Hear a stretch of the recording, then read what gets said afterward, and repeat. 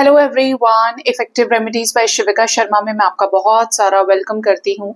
I hope आप सब लोग बहुत अच्छे होंगे, अपनी वाइब्रेशंस को रेज कर रहे होंगे, सभी का बहुत अच्छा सोच रहे होंगे और अपने साथ भी सब कुछ अच्छा अच्छा कर रहे होंगे, क्रिएट कर रहे होंगे, मैनिफेस्ट कर रहे होंगे। सो गाइज, अभी जो मैं रीडिंग करने वाली हूँ, हम देखेंगे सिर्फ एक मेजर अरकाना से कि आपके लव लाइफ में क्या करंट सिचुएशन चल रही है, आने वाले समय में क्या चेंजेस आ सकते हैं, आपको क्या करना चाहिए। है ना इंटरेस्टिंग? सिर्फ एक सिंगल कार्ड से हम देखेंगे कि आपके लिए over and all love life से क्या गाइडेंस, लव लाइफ के लिए एंजल्स आपको क्या गाइड करना चाहते हैं। आप अपने पर्सन का नाम 3 बार ले सकते हैं और आंखें बंद करके अपने पार्टनर के फेस को विजुअलाइज करके रीडिंग पर अपना फोकस बनाएं। आप अपने इष्ट का, आराध्य का ध्यान करें, जिससे इस सिंगल कार्ड से आपको अपने लव लाइफ में क्लैरिटी मिले। साथ ही साथ ये रीडिंग टाइमलेस है, तो जब भी आपके सामने आएगी आपको इससे कोई ना कोई क्लैरिटी मिल सकती है, ठीक है, क्योंकि ये गाइडेड वे में ही कोई भी टैरो रीडिंग पॉपअप होकर आती है। एनर्जी वर्ल्ड से कुछ भी आपके सामने आ रहा है ना, तो वो प्रॉपरली गाइडेड होता है। यूनिवर्स, मुझे प्लीज गाइड करिए। मेरे व्यूअर्स अपने लव लाइफ में जिस भी व्यक्ति के साथ डील कर रहे हैं, गाइड में यूनिवर्स, गाइड में यूनिवर्स, गाइड में यूनिवर्स।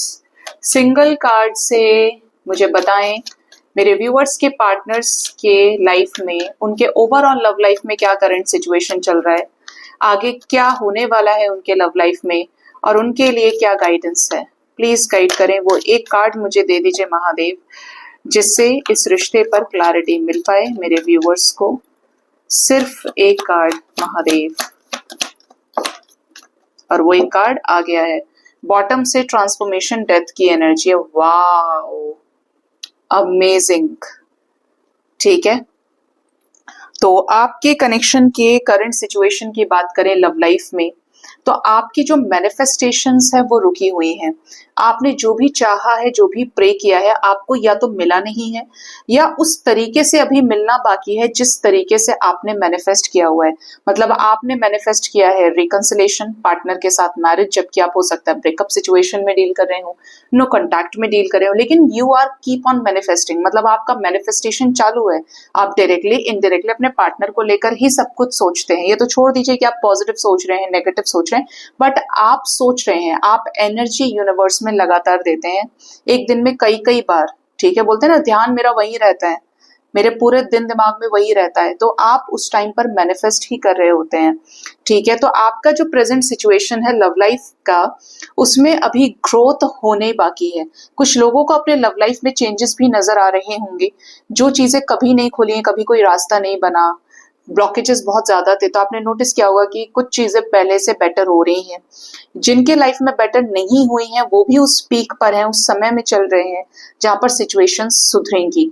आपके पार्टनर और आपके लव लाइफ में नजर आता है कि आप अपने पार्टनर को मैनिफेस्ट करते हैं, आपके पार्टनर आपके साथ मैनिफेस्ट करते हैं इस रिश्ते को, कि आप दोनों ही एक दूसरे के साथ किसी स्पिरिचुअल प्लेस पर दर्शन कर रहे हैं, एक दूसरे के साथ उस लवेबल बॉन्ड को शेयर करें। आपकी बेसिकली एक दूसरे को लेकर कुछ इच्छाएं हैं, आप दोनों एक दूसरे को लेकर, इस रिश्ते को लेकर भी होपफुल है। ठीक है, आने वाले समय में अब क्या होगा, ये तो हमें करंट सिचुएशन पता चल गई, स्टार का कार्ड हमारे हाथ में है। तो आने वाले समय में आपके मैनिफेस्टेशन का रिजल्ट ही आपको मिलेगा। आपके रिश्ते में फूल खिलने की एनर्जी है।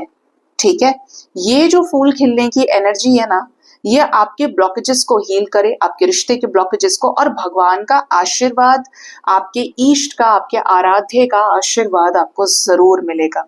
ठीक है, आपने जो भी पूजा पाठ किया है, जो भी मंत्र उच्चारण किया है, मैनिफेस्टेशन किया है, ध्यान किया है, आपने कुछ अच्छे काम किए हैं, तो आपको वो ब्लेसिंग्स मिलेंगी ही मिलेंगी। जो लोग नो कॉन्टैक्ट सिचुएशन में चल रहे हैं, काफी समय से एक लूप में चल रहे हैं, आपको अपने पार्टनर की तरफ से या तो कॉल्स, मैसेजेस आ जाएं, रिकंसिलेशन हो जाए, परमानेंट हार्मोनियस रियूनियन को अचीव करें। जो आपकी इच्छा है वही यहाँ पर होने की एनर्जीज हैं। ठीक है, इवन यहाँ पर मैं आपको बोलूंगी कि आपको आपके पार्टनर कुछ गिफ्ट कर सकते हैं, कोई आउटफिट, कोई ड्रेस, कोई फ्लावर आपको गिफ्ट करें, आपको कोई ज्वेलरी गिफ्ट कर सकते हैं। एक छोटा सा, एक बोले तो एक छोटा सा सीड जैसा, मतलब आप कुछ रिसीव करेंगे डिवाइन की तरफ से, और एक्शन के रूप में अपने पार्टनर की साइड से। अब बात करें कि आपके लिए गाइडेंस क्या है, इसी सिंगल कार्ड से आपको गाइडेंस की बात करती हूँ। तो यहाँ पर क्लियर एनर्जी है, गाइडेंस आपके लिए आ रहा है कि कुछ भी हो जाए, समय अच्छा है या बुरा है, अपने मैनिफेस्टेशन पे जरूर ध्यान दीजिए। अगर आप पॉजिटिव मैनिफेस्ट करोगे तो आपको रिजल्ट चाहे आज मिल रहा है, चाहे कल मिल रहा है, चाहे परसों मिल रहा है। क्योंकि जब आप डिजायर से डिटैच होते हैं तो मैनिफेस्टेशन का रिजल्ट आपके सामने आ जाता है। तो आपको ये कहा जा रहा है कि चाहे कोई सिचुएशन है, अपने द्वारा हमेशा पॉजिटिव एनर्जी को ही यूनिवर्स में दीजिए। कभी भी हिम्मत नहीं हारनी है, हमेशा होपफुल रहिए। किसी एक पर्टिकुलर सिचुएशन को लेकर नहीं बोलूंगी कि इससे ही चाहिए तो यही मिले, कुछ भी हो जाए, क्योंकि भगवान आपका भला चाहते हैं, ठीक है। आपको वही देंगे जो आपके लिए हित में है, जो आपके लिए हितकारी है।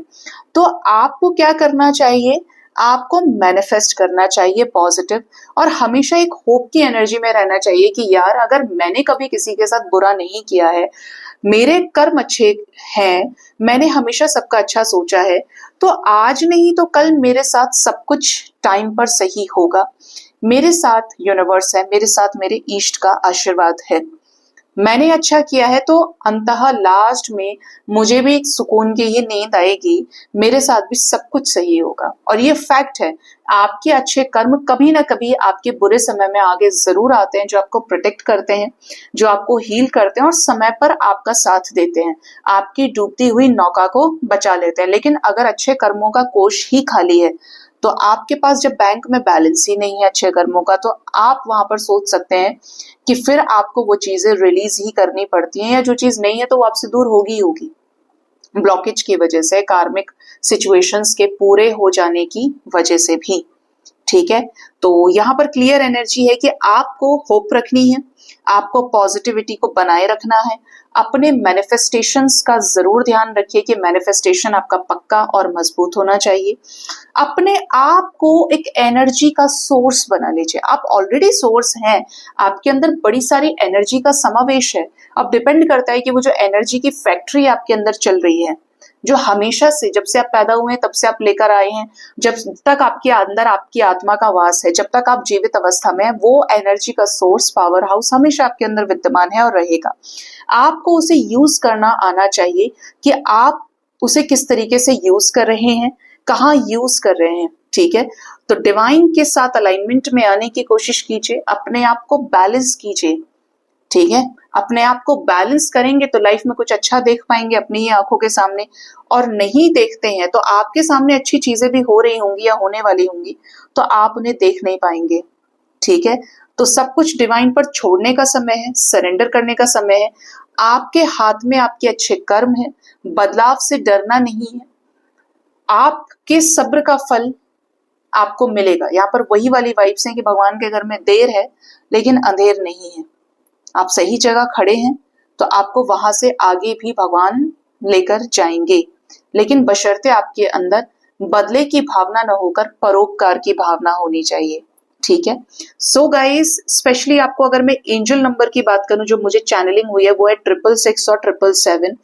ये हो सकता है कि एंजल नंबर आपको काफी ज्यादा नजर आ रहा हो या नजर आए आने वाले समय में। इस रीडिंग की जो एनर्जीज हैं वो भी आपके साथ में 6 to 7 डेज तक के अंदर अंदर रेजोनेट कर सकते हैं कि आपकी कोई विश पूरी हो और आपके लाइफ में कुछ मनौती, कुछ प्रेयर्स आपके आंसर किए जाएं, ठीक है। सो गाइज, ये थी रीडिंग। होप इस रीडिंग से आपको गाइडेंस मिली होगी। अपना बहुत ज्यादा ख्याल रखिए। Thank you so much. Bye bye, take care.